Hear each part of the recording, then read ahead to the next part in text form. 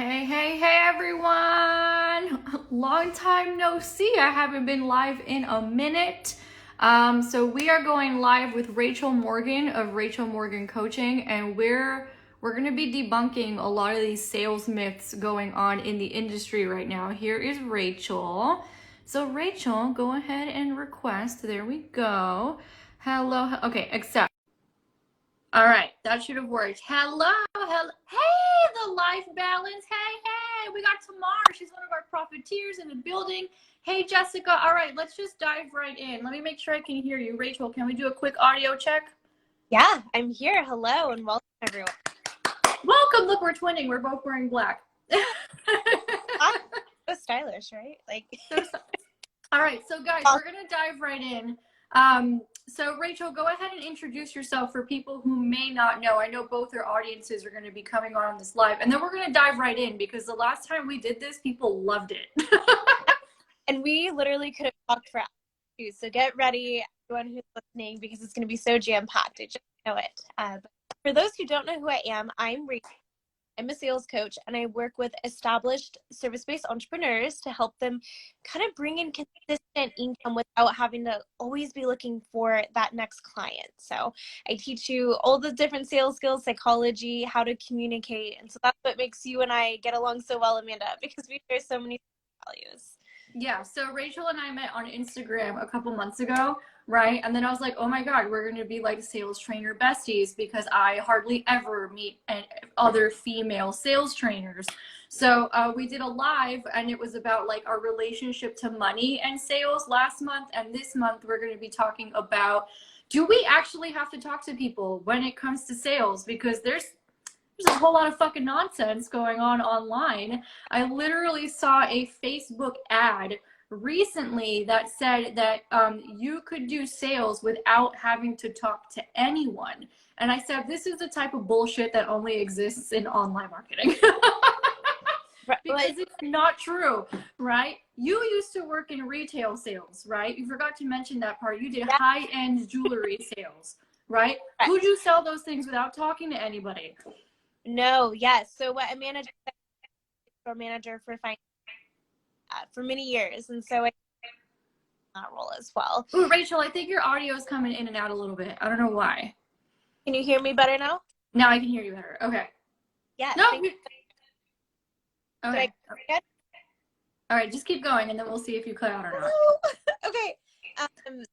Yeah, so when you are in fine jewelry or in any like sales atmosphere, you have to talk to someone at some point. I never could have ever sold anything without actually speaking and learning how to communicate properly.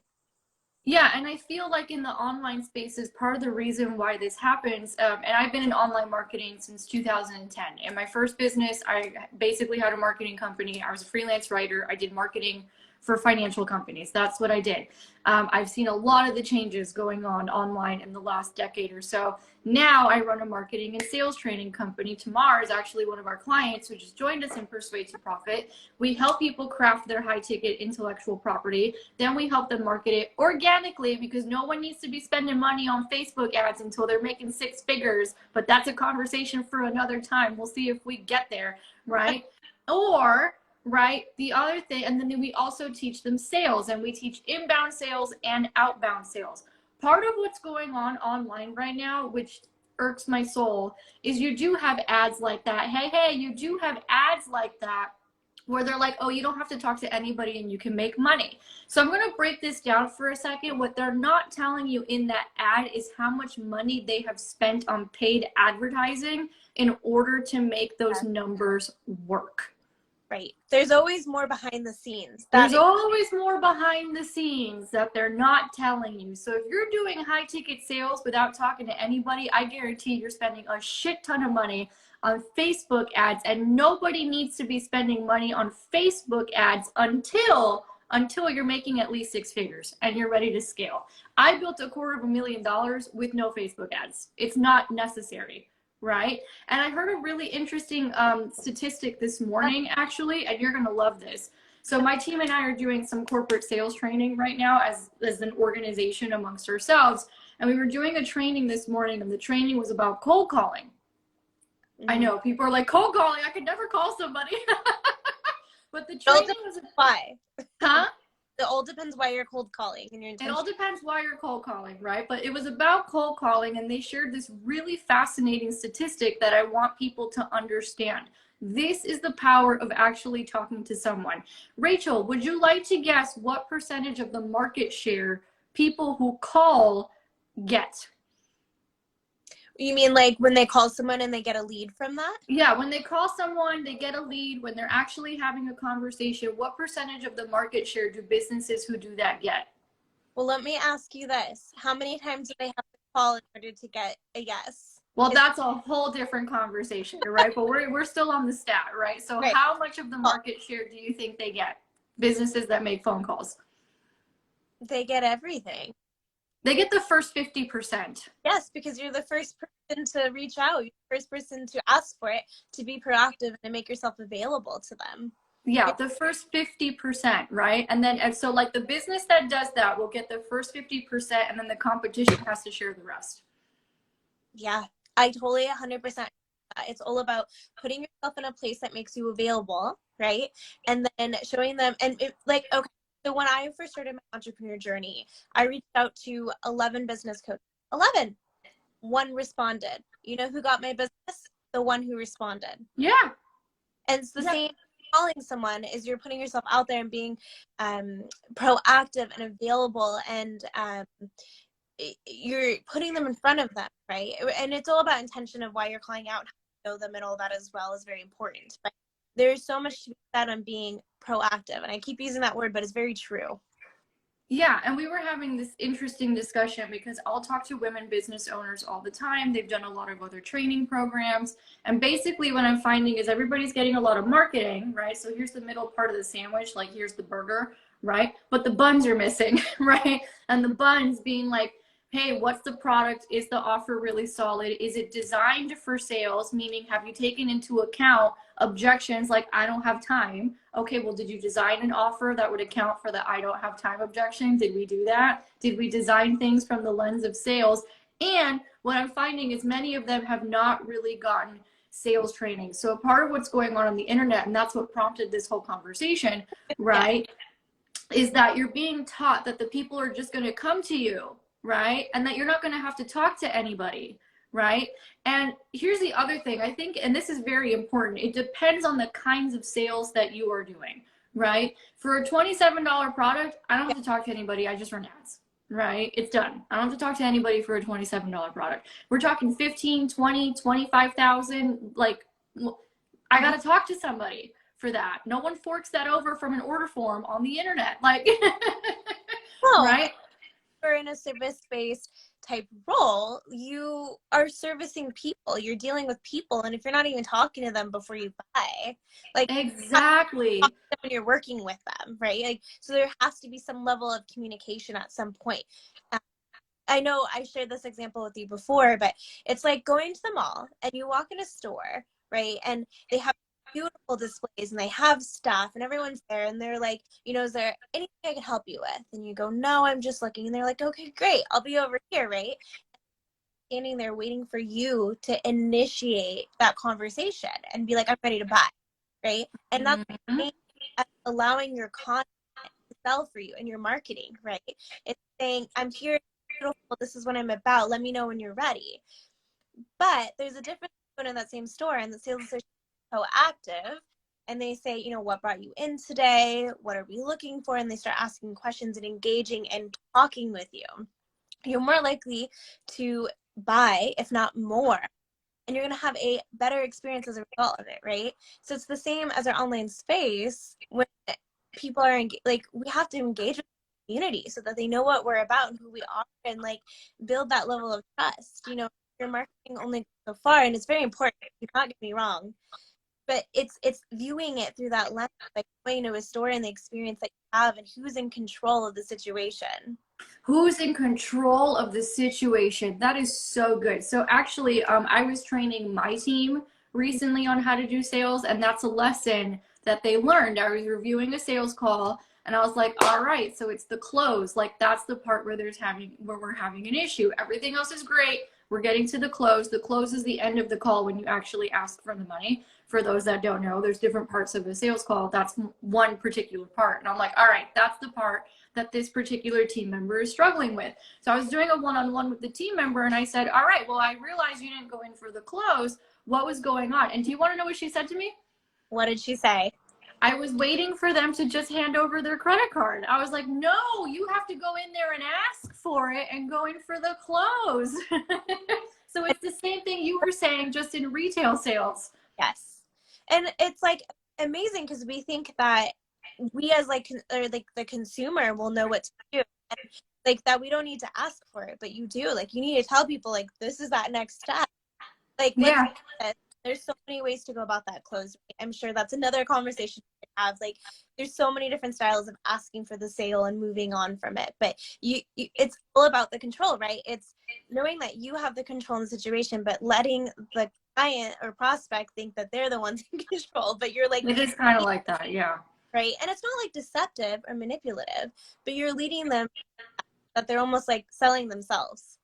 Right? Yeah, and it's not even that. It's like really making sure that they're getting a problem solved and they're making a decision that actually works for them, right? That's really what it's about. And this is actually a really great conversation. I just posted about this on Facebook, actually. I was like, everybody needs to learn the difference between influence and manipulation. They are not the same thing, right? Influence is good. Influence is great. We influence all day long. We're doing it right now. Manipulate and influence still allows people to have a choice, right? Manipulation takes a choice away, right? So what I would do, right, is if somebody really wants to learn about manipulation and coercion, believe it or not, watching documentaries about cults helped me, right, get over some of my shit about sales. Because I'm like, wait a minute, this isn't a cult. It's not coercion. Like, that's coercion, that's manipulation, that's abuse. Sales isn't that if you're doing it right. Abuse. Yeah. Wow. What a powerful insight. I never even thought of it that way.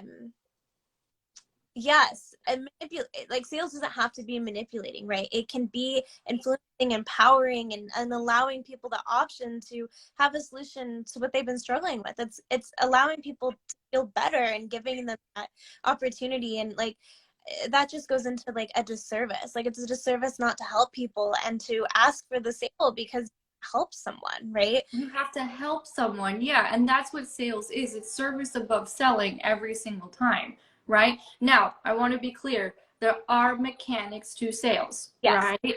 There are mechanics. There are structures that you need to understand in order to do it well. I call that the science part of sales, right? That is stuff like understanding, well, how do I target and prospect? Or how do I conduct the sales conversation so it doesn't go off the rails, right? And we're controlled and we're structured and we get to the end goal, which is solving this person's problem, and then you're getting paid for solving the person's problem, right? Within the sales call, there are structures, right? There's intentions, there's probing questions, there's the pitch, there's the objection handling, then going back to the close, and then follow up. So there's different portions of sales. I think this is really important for people to understand. This is a topic you will study for the rest of your life.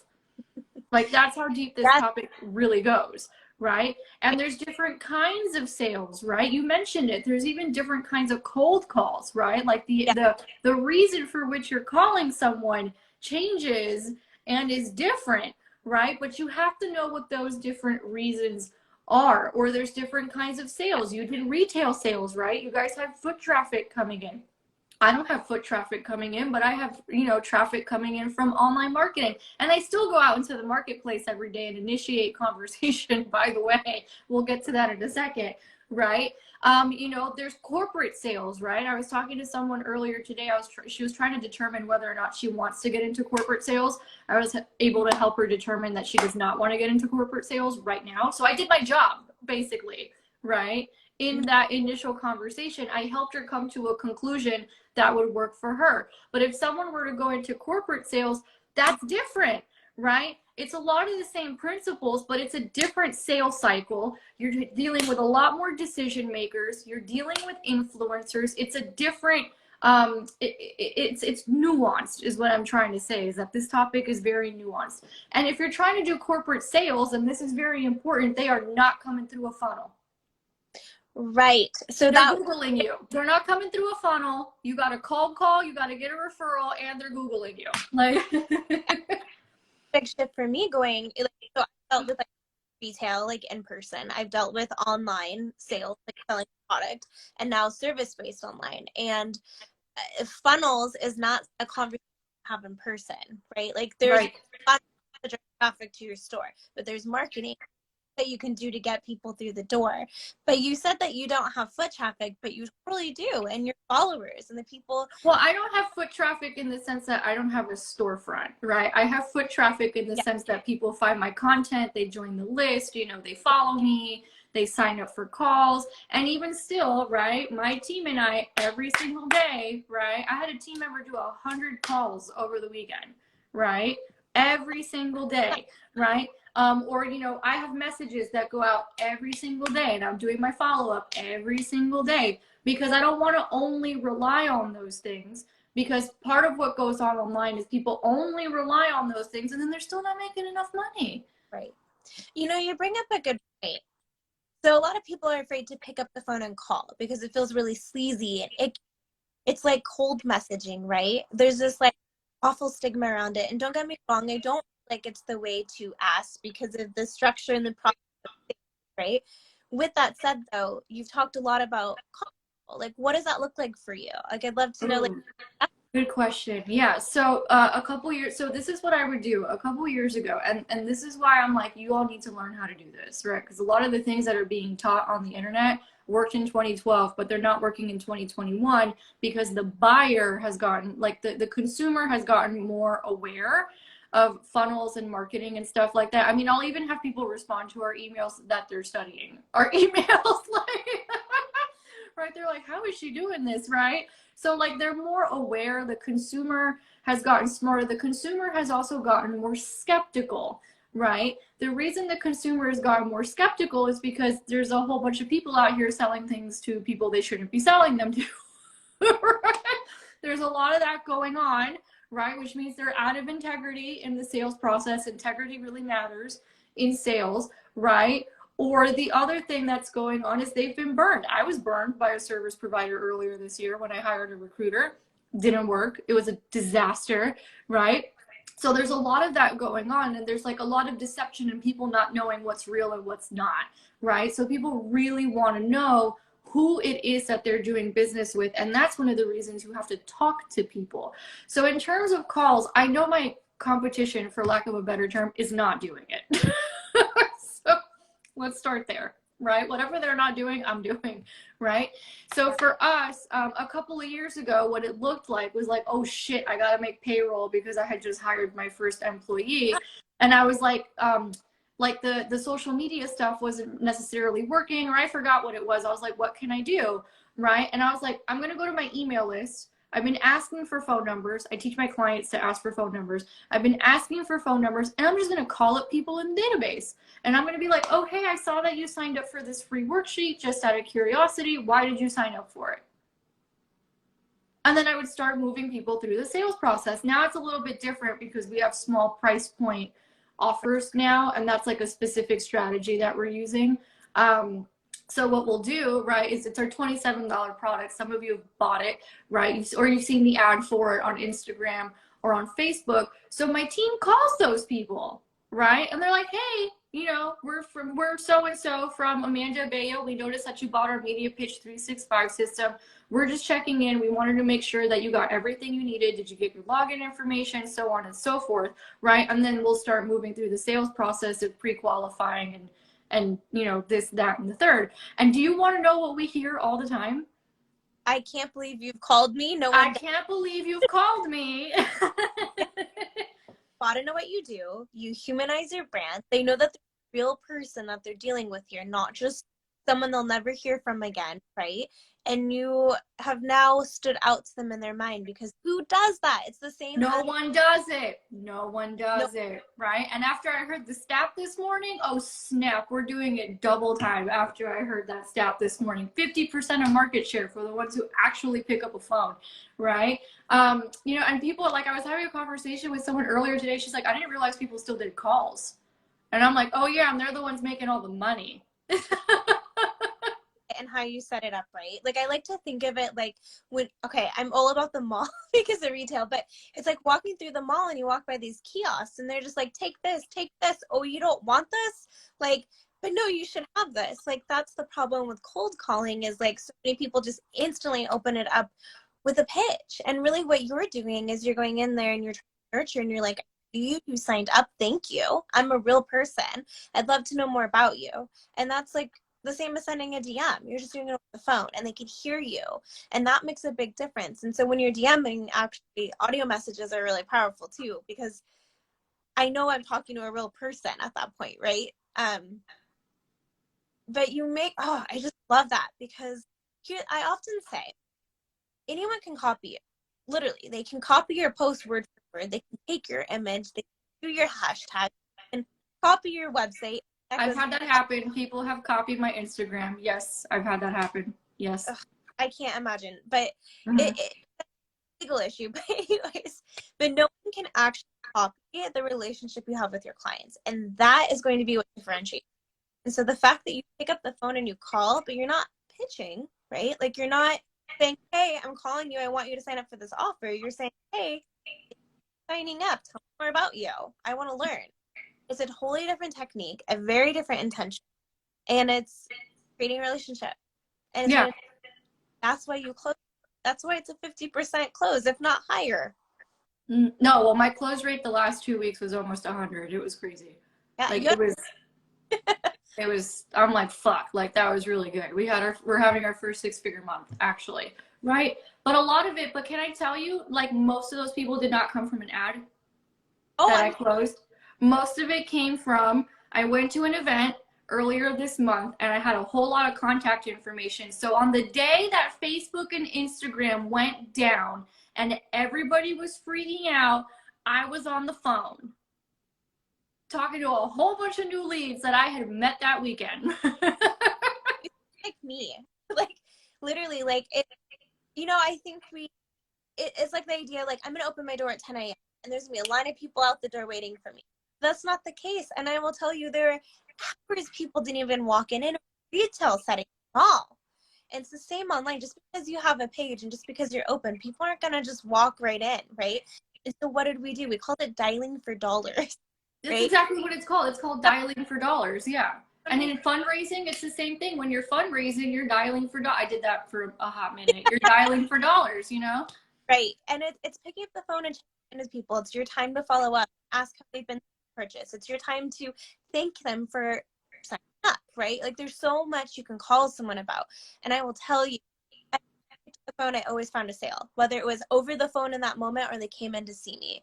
And so one thing I really preach is putting together a list, not just like putting people in your CRM program and never, but having your go-to list, like, I'm going to call these people and follow up with this list, or having this list, like, they have expressed interest in this topic, and when I launch this, I'm going to call those people and let them know that I have something that I know that they want, and make it personal, right? Yes, that's so effective. So I tell my clients this, right? So here are some follow-up strategies. We have a whole module on follow-up, but one of the lessons is the different ways to follow up with people, and that's one of them. I'm like, every time you have an update, go back to that list and make a call or send an email and be like, hey, we've got this new thing, I thought of you, right? Exactly. That's super effective way to do follow-up. Personalize it. But hey, back to our point here, that means you got to talk to someone. That means you got to talk to somebody. And here's the thing, right? I can't talk to all the leads that we have in my business, but somebody needs to. Somebody needs to talk to them, right? So I'm at a stage in my business where I can't do it like I was doing it because my role has changed, right? So I'm more of like the CEO. So there's more like team development. There's more business development. There's more, strategizing. Rachel knows what's been going on because she's actually talked me through some things, right? But there's a lot more team development going on, right? So we can duplicate our efforts. So that's, my role has changed, or I'm doing more stuff like this, right? Or I'm on podcasts, or I'm being more visible. It's different, right? Where I'm not able to do as many sales as I was doing before. And even if I was, there's too many leads for me to just handle by myself at this point because of what we've built, right? So I may not be doing it, or I may not be doing it as much, which means if you got me on a sales call, you lucky duck if you got me. right? Right. But somebody needs to. Like, someone on my team needs to be on the phone. Yeah, you know, and I don't have a team now. I'm not at a place where I hired someone, but previously when I did, I didn't do that either. I had to manage a store, run my team. And so if someone did get me, they were very lucky, right? Or I was very intentional with the clients I did help, which were typically existing ones, right? That I was bringing back in. However, with that said, it was very important to me that everyone that came in to interact with the business felt comfortable and they knew a familiar face. So, you know, when one of my employees was helping someone, I went over and introduced myself. I'm like, hey, I'm Rachel. It's really nice to meet you. Oh, Like, you did the manager thing? Oh. or if I'm with a client, I'd bring over another Yeah. employee. And I think when you're in that CE role, that's a great way to transition you into your team so that the people that you're interacting with know your team and know them by name. And then it's Yeah. trust between you and that person and a relationship, and it stops feeling like sales because you're like, here's my team member, she's here to take care of you, right? And then she can follow up for you when you can't. Right. Right. So yeah, we're working through a lot of that stuff now and figuring out the dynamic of how to do that. We've gotten help, and that's where I heard that stat this morning. I was like, oh, we're about to double up these phone calls when I heard that stat, right? But to your point, we also do it via DM. I closed a new client last week that she's like, oh my God, you're the first person to ever personally reach out to me, right? When I joined a Facebook group or when I bought a $27 product. Like, these are very basic things, people, right, that you can do, and they're very simple. Like, they're so simple, they're tedious, right? But they're very I'm just like, I don't like doing the same thing every day. Like, I fight against it, right? So that's my thing that I have to work on. But I am very disciplined. You know, but they're very basic human interaction things that go a really long way, especially when you're dealing with a marketplace where nobody else is fucking doing it because they're trying to avoid talking to people. You know, besides me, when was the last time you got a thank you card in the mail from someone just thanking you? I know. Oh, you got Hardly ever. I send snail mail all the time. Yes, and I do too. I think I sent you 2 cards. Like, You know, like, you can do it in so many different ways. It doesn't just have to be for a high ticket purchase, right? Like you said, put a system in place, hire a team, delegate.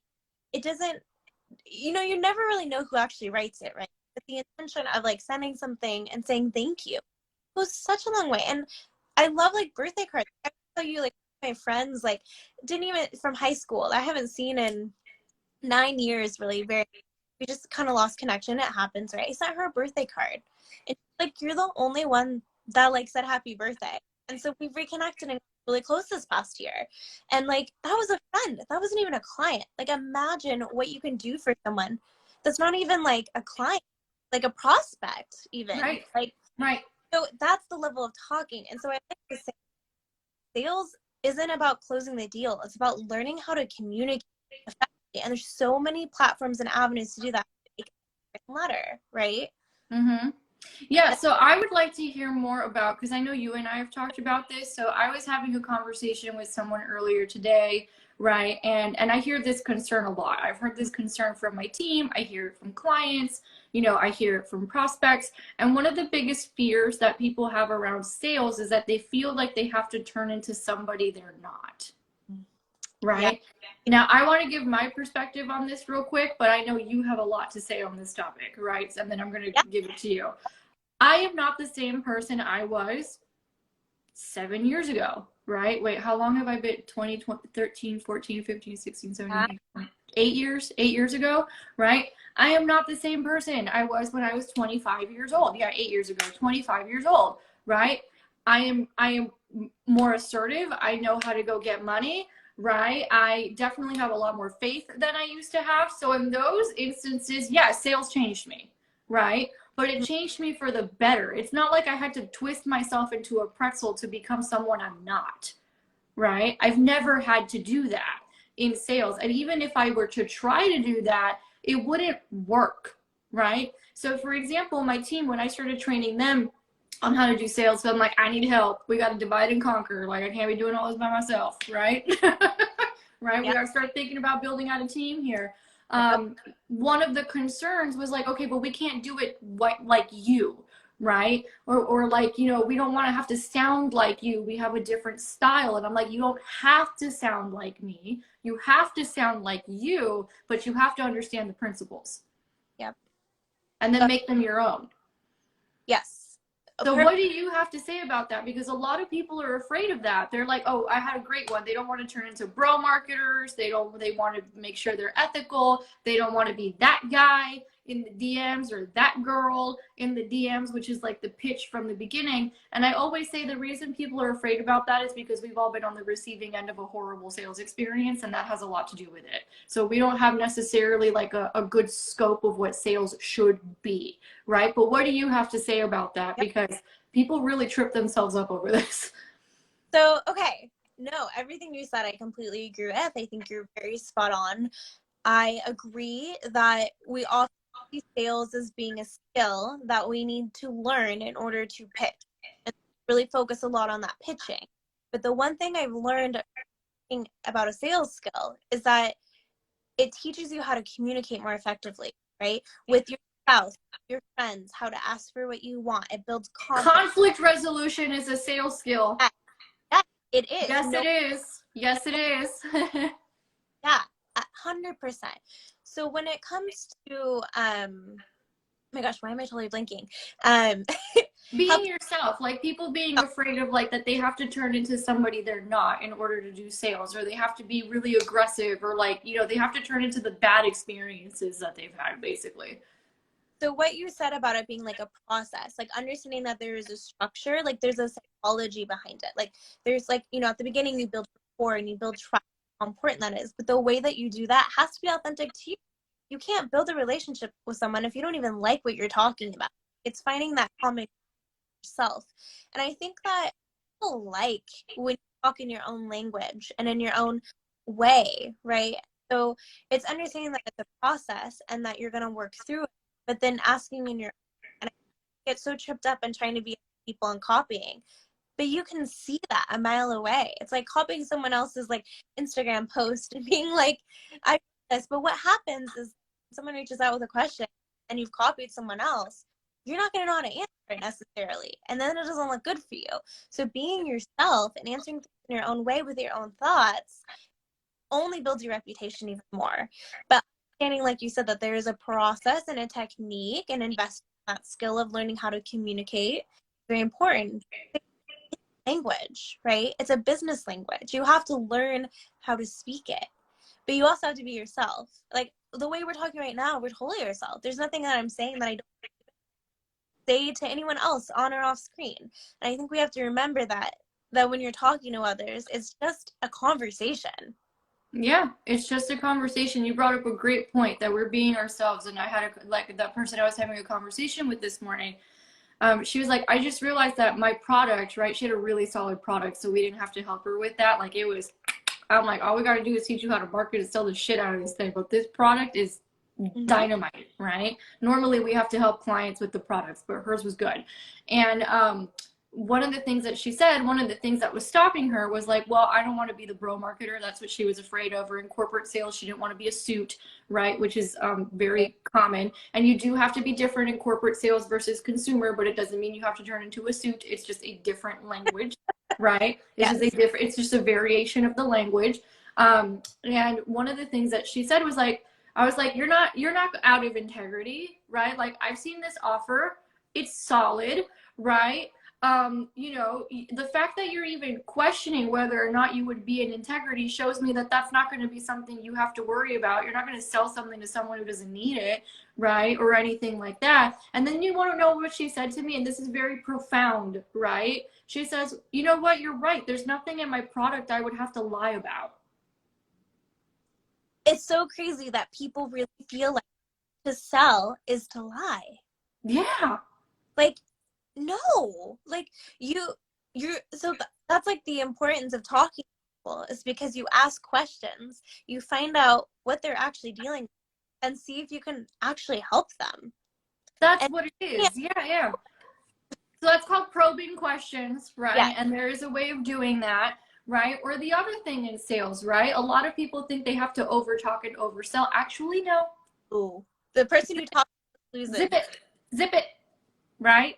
Zip. They should be doing most of the talking, right?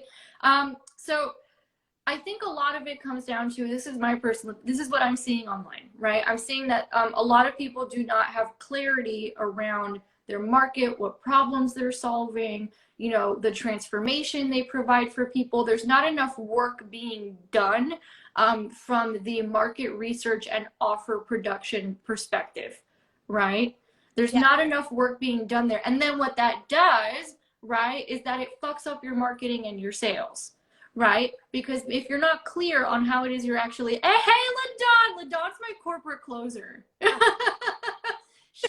LaDawn is an assassin with corporate sales, right? And we're trying to figure it out. LaDawn, can we do a three-way? LaDawn, do you want to get on here? Please get on here if you have time, LaDawn. I really want to hear what you have to say. She's also my biz bestie. Totally putting you on the spot there, LaDawn. Right, totally putting you on the spot, LaDawn. But yeah, if you want to request to join, go ahead and do it, because the three of us could go on forever on this topic, right? LaDawn and I were just talking about this morning, right? In terms of the nuances between B2C and B2B, right? But as I was saying, so there's an issue going on because people are not clear on how it is they're solving problems and what they're offering. And then when it comes to the marketing and sales, because they're not clear on that, then they feel like they're being out of integrity. Right. And I think that's also what leads to cold pitching.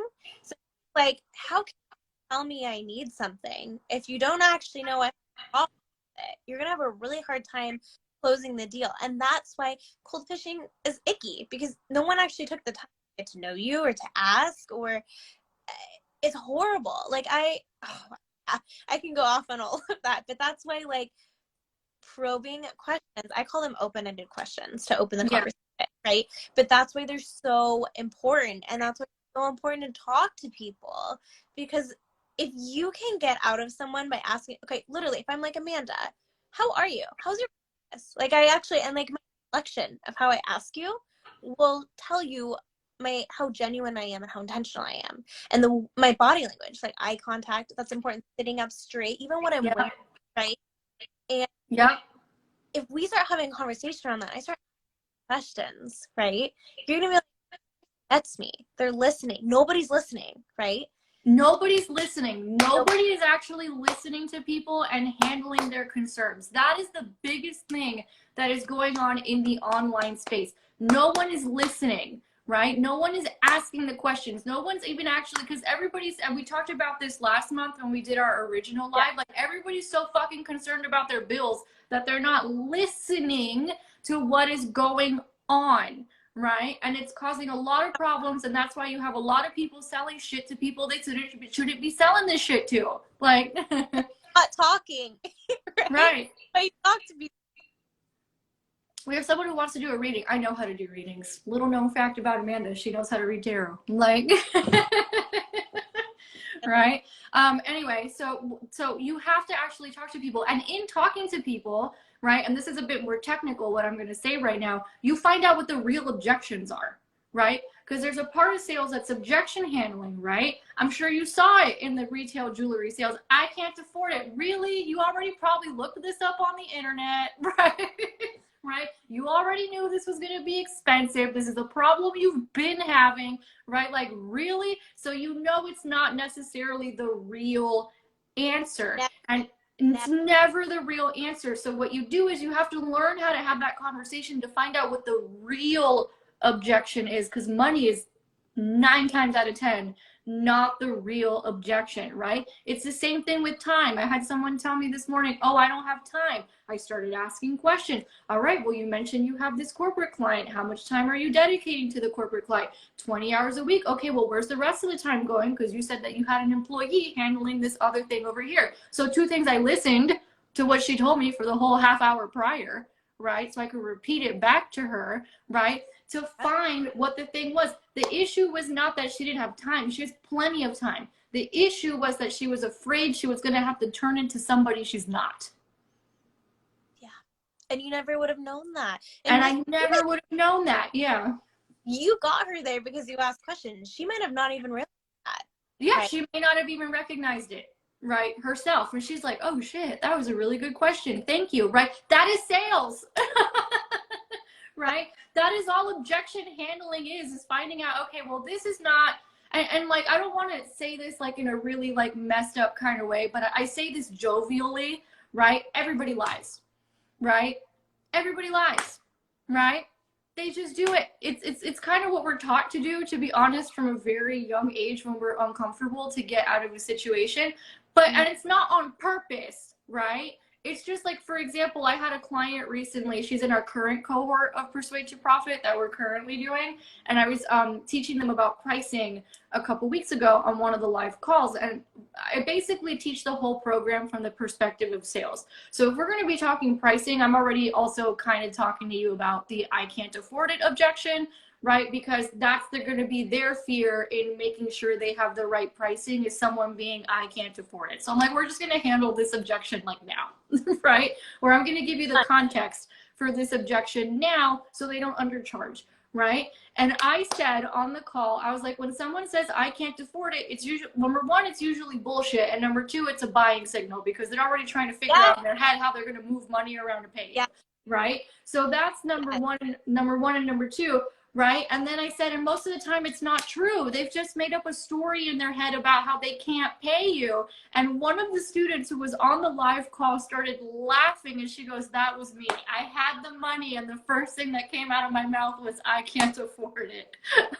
And then you found out what my real fear was, which was, I'm afraid I'm not going to get results.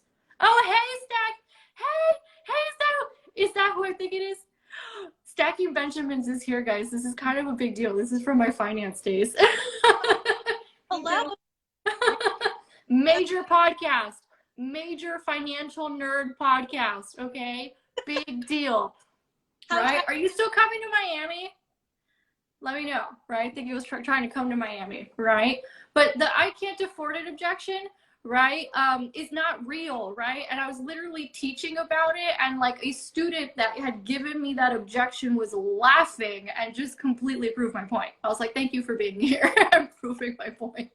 Well, how timely that Stacking Benjamin podcast just jumped on when we're talking about money. Exactly. Oh, right. Okay. Yeah, you just said so much. Like, when someone says I can't afford it, it's actually a buying signal. They're telling you I want to work with you, and they're literally picturing what that's going to look like. And so they're thinking about their money and how they're going to make it happen.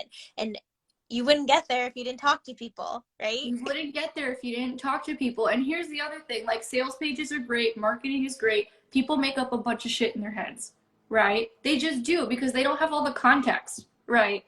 Right? They don't have the full scope of what they're going to be getting with you. One really great example is one time it was a client and she wasn't closing. Like, why is this chick not closing? She knows she needs to be in here, right?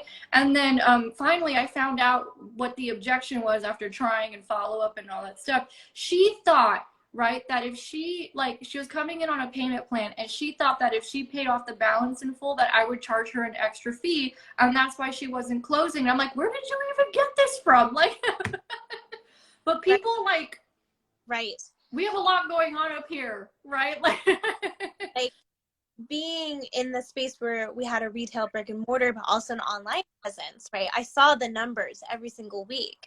And sure, online had great numbers, right? Because the convenience of it, being logged in your computer and buy stuff shipped to your home versus getting in your car and fighting traffic, finding that spot, and then walking in, right? And dealing with maybe someone who's salesy. Like, it's a whole process, right?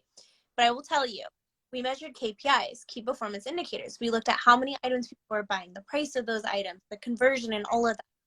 And in-store was always significantly higher in how many items they sold than online, because of the conversation, because of talking to people.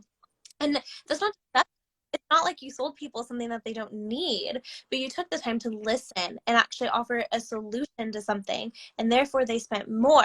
So when we're not talking to people, we are literally leaving money on the table. Literally. Yeah, I recently interviewed Rachel's on the podcast. I think your episode's coming out in 2 or 3 weeks. But we also had Caitlin Domner on the podcast, and she's built sales teams for like Deepak Chopra. And we had her on the podcast, and she said the same thing. She was, we ran a campaign, right? I got people on the phone. We had a certain amount of sales from the email marketing. When I got them on the phone, the sales doubled. Yes. So think doubled. about that. You're in a service-based position. You're like, okay, well, I have one offer. I mean, I'm in that boat. I get that. So then you're like, well, how do I add on more? Like, there's no money to be left, right? So think about how can you create something that those same people will need? Those people who are buying from you. Tap into it. It's just, I read this, I really believe in a book called Pareto Principle. It's I 80. love it too. That's why I spend 80% of my time on income generating activities. Yes, it's 20% of your clients produce 80% of your, right? Or 20% of the actions you do make up 80% of your day. Like, you know, it applies to everybody. And so when we're creating products, we need to think about the people who are, yes, that are super bought into what we do. What did they need? And so, like, a great example is like NFL. You can buy suite tickets. It's the same person paying, it's seat in the stadium. Great game. People need. And so they're creating this experience through their products. So if you're like, what should I come up with next? What can you offer? But you won't know if you're not talking to people and finding out. Well, see, that's the other thing why we need to talk to people. And this is one of the biggest, I've had a struggle. Like, I'm going to be transparent. I've had a struggle with having a sales team because I didn't want to let it go. And I didn't want to let it go because I'm like, no, I have to have my thumb on the pulse of what's going on, right? Because even if I don't close a sale right away, and you're not going to, like, even the best salesperson doesn't close 100% of sales. Like, No. it's like, that doesn't work that way, right? Follow-up's a whole other part of the sales process. But I was afraid that I would become out of touch because I didn't have my thumb on the pulse of what was going on. So that was my struggle around hiring salespeople, right? It's like, no. It was a controlling thing too, right? I'll admit it. It was totally control, right?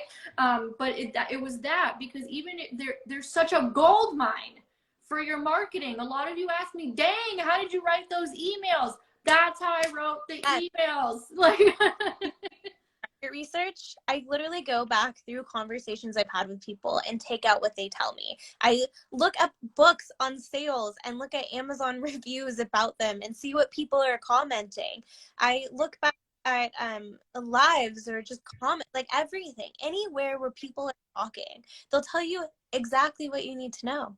They really will. here. Steph joined us in Persuade to Profit too as an on-demand student. So we got a couple profiteers in here. Yay! Others are on the phone selling their shit, but because that's what I tell them to do, or in the DMs, right? We have one client that she does not, this is major, like she doesn't even have a giant social media presence, because this is another thing. People think they need to have a giant social media presence to make money. It's bullshit. It is. It is. Right? I have a client, doesn't have a giant social media presence, right? Really small. She's just starting out. She just has a really good product that we helped her put together. She understands her market really well. We taught her how to prospect. We taught her how to have those conversations in the DMs. She's making 5 figures a month, working part-time because she doesn't work Saturdays, right? On the side of her job. You're so funny. Yeah. On the side of her job, right? And she does not have a giant social media presence. And now she's worked with a lot of consumers. And now she's like, wait a minute, I have a product where I can make a government move, right? And I can sell this to like a state. That's a whole other sales cycle. That's a different level of sales, right? Still sales, right? And now she's starting to think bigger, and she's starting to think from that perspective. Does not have a giant social media presence, does not have tens of thousands of followers. I've had people with like practically zero social media presence make money because they understand sales. Yep. No, it's followers aren't sales. It's never guaranteed. Not converting them. I mean, your conversion can have 10,000 followers and convert no one, or 1,000 and convert everyone. Like it totally, yeah, followers are a vanity metric. I mean, I can tell you in retail, conversion's not 100%. I mean, what, out of curiosity, what do you think conversion is in a typical retail store? Well, I know what conversions are, like sales conversions are across industries. I don't know about retail specific, but I know it's like 20%. Yeah. Yeah. It's like 20-25%. Yeah. That's like considered good. Like you're on target if you're at 20-25%. That's why when I have new team, right? Or if I have clients who don't have a lot of experience in sales, did I ever tell you how I teach them on pricing? I don't Oh know. my God, you're gonna love my formula for pricing because it's based on sales stats, right? Steffi that has access to this, Tamar has access to this, right? Tomorrow I'll workshop because she's like live, so I'll work with her numbers like on the call, right? But this is basically what I do. You're gonna love it because it's based on that stat, right? I'm like, okay, so or if I also do this, if I have a team member and we just don't know what their close rate is, I'll just base it on a 20%, 25%, right? Because I know that's the average across industries. I know if you're not hitting that, something is all the way the fuck off. Like, I'm not talking to people. I will tell you, when I looked at each week, it was like, how do we get conversion up? Talk. talk to Take people, talk to more people, right? So one of the ways that I help my clients with pricing is actually based on sales statistics. I've never seen anybody do this. I think I'm the only person who does this, right? Where I'm like, okay, so if we know average sales stats are 20%, and I always, like when I'm on live videos or on interviews, I'll just use the example that I use there, right? Because it's easy math. Let's say you want to make $10,000 a month. And I've literally seen people do this, sell whole on launch packages where they should be charging 5 figures and only charging $500. But, you know, let's say you're charging $500 for your coaching, your course, your program, your launch, your service, you know, a piece of jewelry, whatever, right? And that means you would have to close 20 people, right, at that price point to get to your $10,000, which means you would need to have close to 100 sales calls, not introductions, but sales calls, Yes. right? Like actual consultations. And then to get those 100, let's say you have a 5% booking rate, which is what's average, right? Meaning the amount of people you expose yourself to in comparison to the ones that actually engage with you and get on the phone, right? So let's say that's a 5% booking rate. I think you're looking at exposing yourself to 2,000 people a month. Yep. I just had this conversation with one of my clients. I was, okay, you have this many people sign up for your course or like your webinar, right? So, and how much money are you wanting to make from that in sales, right? And so we had to calculate, okay, well, you need this many people to sign up then in order to do that. So, you're right. It's a really good point because we think everyone we talk to, we have to close. That's No, that's number one, not true, right? Yeah. And number two, when I did that math, I literally just did it with the current cohort of Persuade to Profit Live. I taught them on the call. They all looked at me and they all said, oh my God, my price needs to go up. Like, it's not even a question at that point because they're like, I don't have time to be doing 100 sales calls. I can't be getting in front of 2,000 people, right? I got a life to live, right? And we teach high ticket sales anyway. We teach them to create high ticket programs. But normally when I break it down that way from the perspective of sales statistics, that's when the pricing clicks. Yes. Yep. And my experience, people will spend anything as long as it fixes the problem. Price becomes irrelevant. If you focus on how, and that's why cold pitch doesn't work, right? Because you're not finding out, you're not finding needs, you don't know how you're helping someone, you're offering service, you know, any of that. But when you really find out how it benefits someone and how it's going to change their life, it doesn't matter what it's cost. Price is only an issue in the absence of value. Yes. And that's Brandon Dawson says. I often find when people bring up price, they don't perceive it versus value.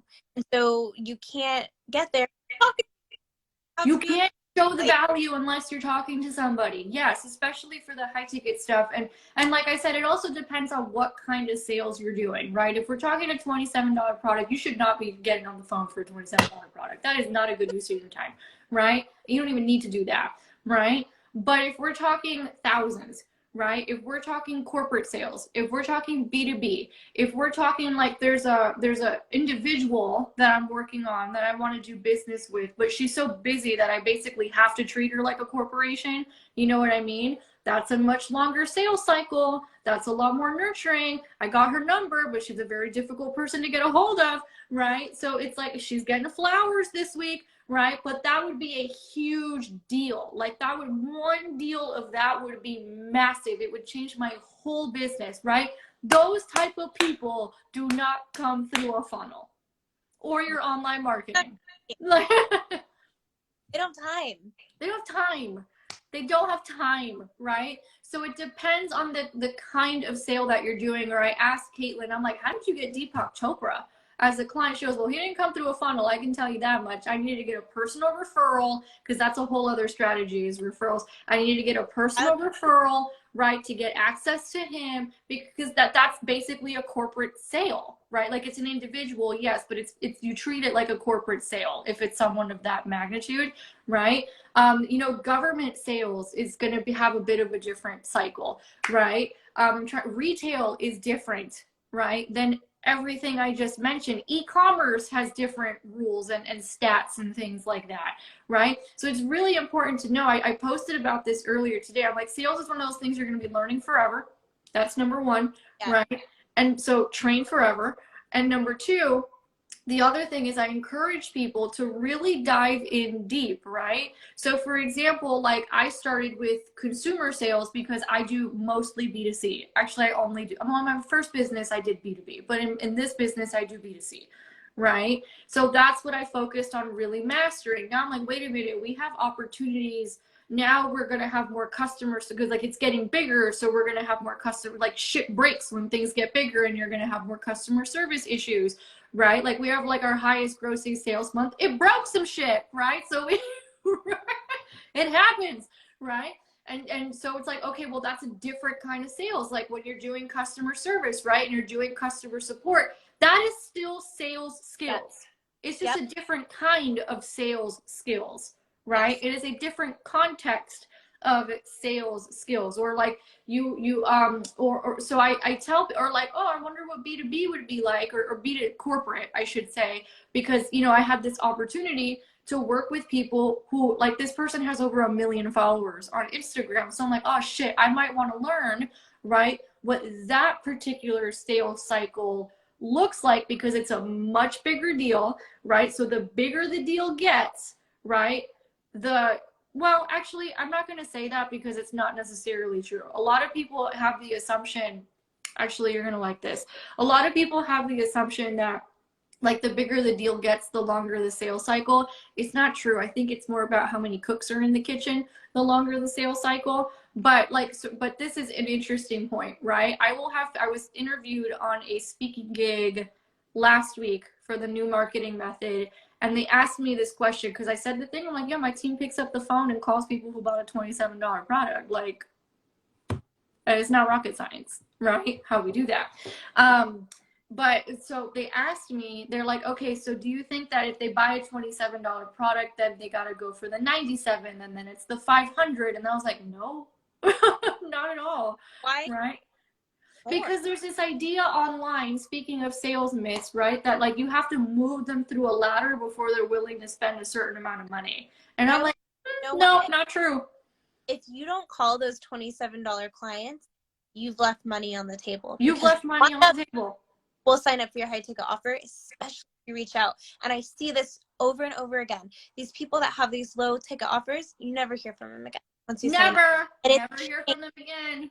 They were invested enough to sign up for your offer. And if you didn't talk to them at some point, you never know how it actually helped them or what their problem was to initially want to work with you. And so by literally thanking them, you don't even have to call them, but just to thank them will automatically pique their interest in knowing more about you. And exactly. And they don't have to go through a 500 and then a 2,000. Like, we have people go from a 27 to a 15,000 all the time, right? That's just something that we have in our own heads, and that is perpetuated online as well. It's like, no, they go through a ladder. I'm like, that's how you know you're talking to marketers and not salespeople, right? Because salespeople would be like, no, right? What are you talking about, right? And then the other thing, right, is that it doesn't have to take forever. We'll have people who hit our list, and then 2 days later, they're paying us 15,000, right? Do you know what I mean? So like, a lot of it is just like myths that we've made up in our head about money, or that are being perpetuated, kind of like the myth of you don't have to talk to anybody, right? But like these myths that are like perpetuated online, no, they must go through this process before they're ready to spend this much money. Or another one that I hear is you have to nurture them for like 18 months before they're ready to spend. No! I mean, there's every client you deal with will be different. You're welcome, Tamar. We're so excited to have you in Persuade to Profit Live. This is just a preview, girl.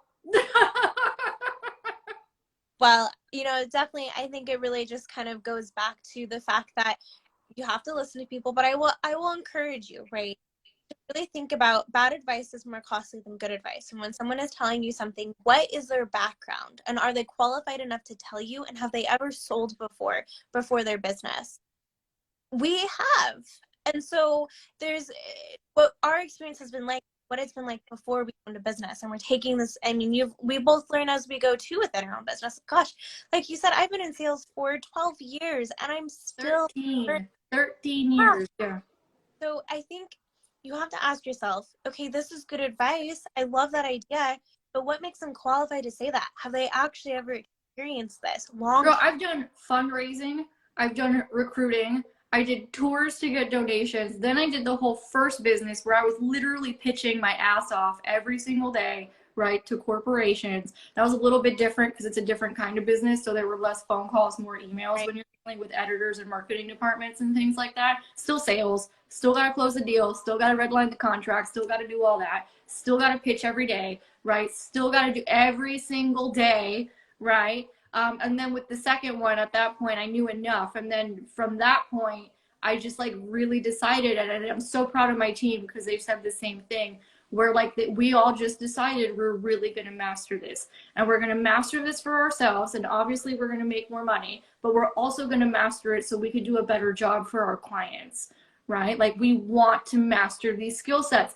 And I feel like if everybody looked at sales from that perspective, right, their whole freaking lives will change. Like I have a team member now that when I told her, hey, I need you to start learning how to sell, it was not good, right? Like there was a lot of resistance, right? I won't go into details, but there was resistance, right? And now after training, several weeks later, she's like, I get it now and I'm going to master it. I want to master it. I get it, right? It clicks. When it clicks, it clicks. When sales clicks, it clicks, right? And then you're like, I'm never going back to a job. I'm going to sell my ass off every day. Like, right? Oh, how can I get better at doing this? Oh, I did this target. How do I get that target? And then one of the things that happens, and this is major, right? You don't worry about money as much when you know how to sell. Eye-opening, isn't it? Isn't it eye-opening? Because what happens is you've been taught how to replenish income, right? Most people are not taught how to replenish income. So going back to my story, because I know a lot of people have experienced this is why I want to bring it up. And this is part of the reason why the consumer has gotten so much smarter and why we need to get better at having conversations with people, or they've also gotten more skeptical, right? Is like I got burned, like I said, hiring a recruiter. I mean, I didn't really get burned because if I go back and I take personal responsibility, I'm like, that was not a good idea. And you knew it at the moment. So I'm not going to say I got burned, right? I knew it at the moment. It probably wasn't a good idea, but I was also willing to try this new thing I hadn't tried before to find my salesperson. So it's like a mix of the two, right? Horrible experience. They did not listen to me, right? What was promised was not delivered.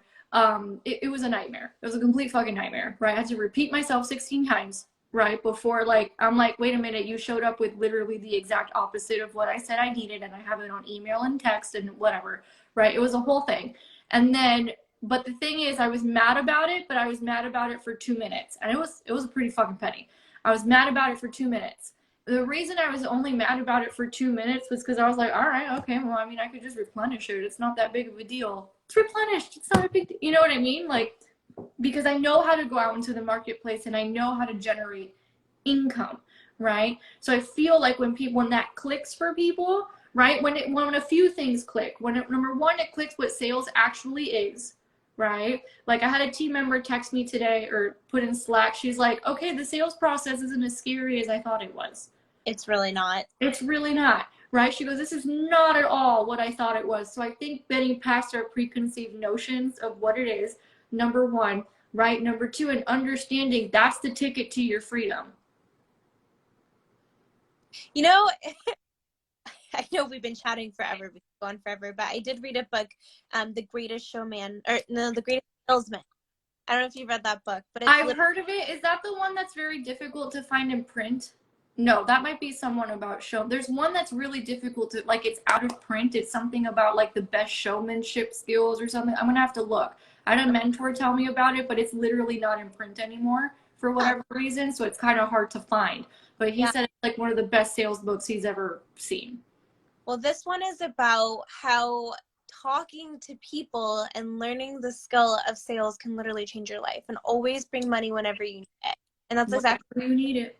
But it really, like, there's a couple of things that I want to end kind of, and for 2022, about and really incorporate into our strategy and plan. Number one, client experience is going to be more important than product or price. So the experience that you give someone is going to matter, and you can't give a good experience without talking to someone. Number two, yes, right? Client experience is huge. If you're not thinking about how you can elevate your experience, then you're really leaving on the table again. And you can't understand client experience if you don't understand the sales process and all the different touch points and the interactions you have with people. That's where sales comes in, right? Lastly, people are craving connection. It's been 2 years now, almost, that we've been at home. So many people haven't gone anywhere. Even working from home, it gets so lonely, right? You're not surrounded by people in the same way that you were before. And maybe you've kind of gotten past that. You're seeing more people, but not everyone has. And we need that connection. You know how we connect? It's not through our content, not through our marketing. We can aspire people, we can bring emotion through it, but true connection, having conversations. It's talking. It's just literally having conversation. Even if you're introvert, you have the gift of listening. You have that gift of listening and being there for someone. And I can tell you, my husband's introvert. He's very intentional with his words when he does talk.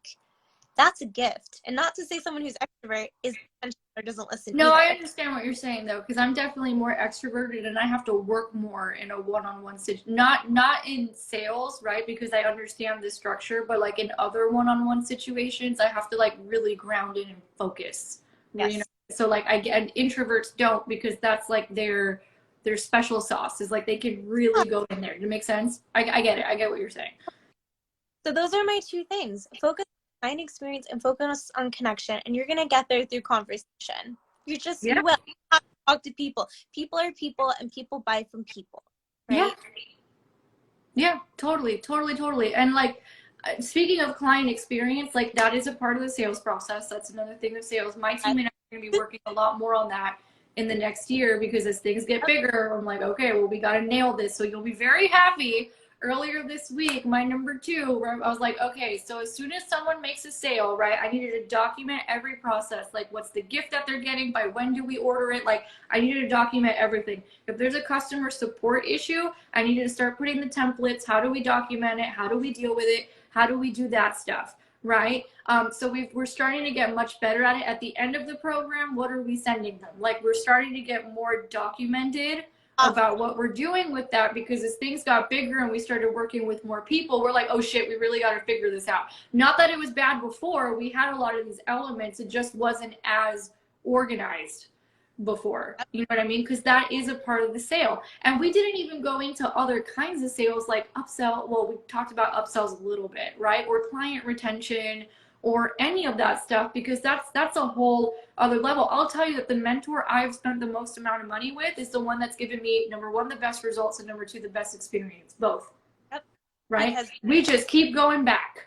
Oh, you got a new thing? Here's my card. Right? Oh, you got a new one? Here's my card. Right? Oh, there's I even told my team, I'm like, literally, like, this is the only, for the stage that we're in right now, this is the only mentor we need to work with for where we're trying to go. Like, we don't even need to look at anybody else. Because you've built trust, because you've had conversations, because they understand.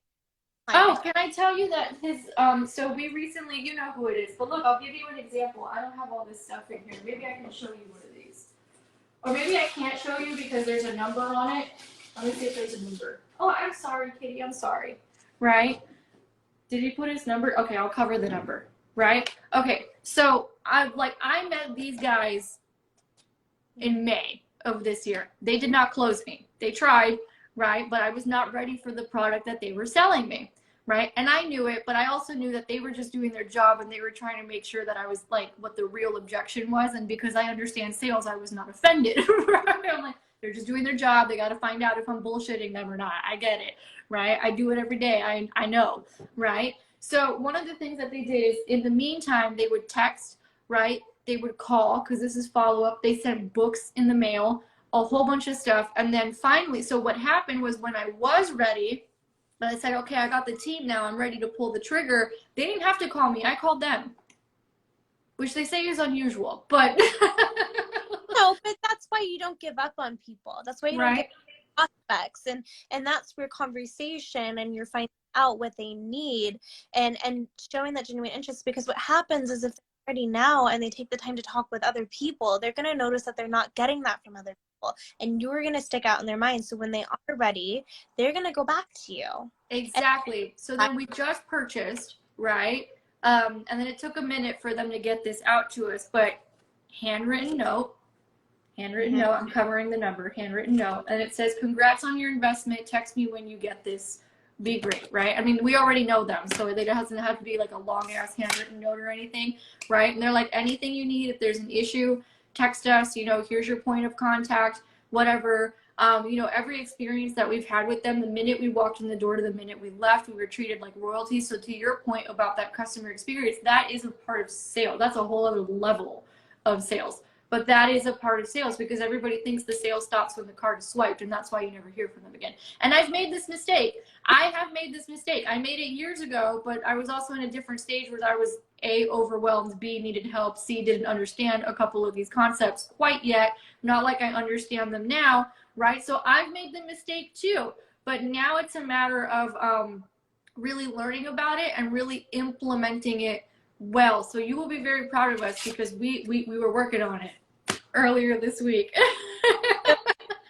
We don't know what we don't know, and when we do know, then we have the choice to make a difference. And when we do know, we fix it, right? So thank you so much for being here. I will make sure to save this, right?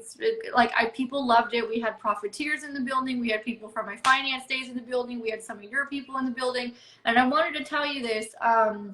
So when I posted that I was doing this, I got a bunch of DMs from people who already knew you. Aww. Which means you've been busy in the DMs talking to people and having conversations, and everybody said amazing things. Aw, thank you, everyone. That's so nice. But I think that's a really good reminder that the way you talk to people, even in DMs, builds your reputation. And the fact that people reached out to you and had something nice to say about me shows that I'm genuine and that I am authentic me. And it's so true. Like, why be nice to someone just because you think they're closing a sale, right? It goes a long way. And that reputation you build, and even interacting with you, that changes how you perceive me as well. And so remembering that the sale is, you're not just authentic and genuine and nice or conversation close a sale. It's so much bigger than that. And so that was so nice to hear. Thank you to everyone. We could go on forever. We might turn this into a monthly thing because we have so much fun, guys. Like, it's a thing, and people loved it when we did it last time. I'm sure we've already gotten great feedback from this one, right? And we were already talking men versus women in sales. I think that'll be a really good topic. I know we've got a whole collaboration going. If you are watching right now, reach out to both of us. Tell us what you would love to hear. Tell us what you want to hear, because we might make this a regular thing, right? Because you guys really loved it the last time we did it, and then we'll see how this one goes. We could talk about this forever, and there's a whole lot of bullshit and fuckery going on online that we will both very happily debunk for all of you. So if it serves you and you really enjoy it, please let us know, because we might be able to turn it into a regular thing. Who knows, right? So let us know, and also let us know what topics about sales are tripping you up, right? So we can talk about it. Although I kind of like this whole controversial topic thing about sales. I think all for that. Huh? I love smashing assumptions that we have on things. Yeah, I love smashing assumptions we have on sales. So I don't know, masculine versus feminine sales, because there's a whole lot of fuckery and misunderstanding about all that too. That might be the one for next one. So make sure you follow both of us. Make sure you put the notifications so you know when we're going live. And then DM us and let us know. So thank you so much, Rachel. I will let you get back. You're 3 hours behind, so I know you got shit to do while I'm ending over here. Thank you so much for being here. Thank you so much, everyone, and we will see you all later. Bye, everybody. Oh. Bye.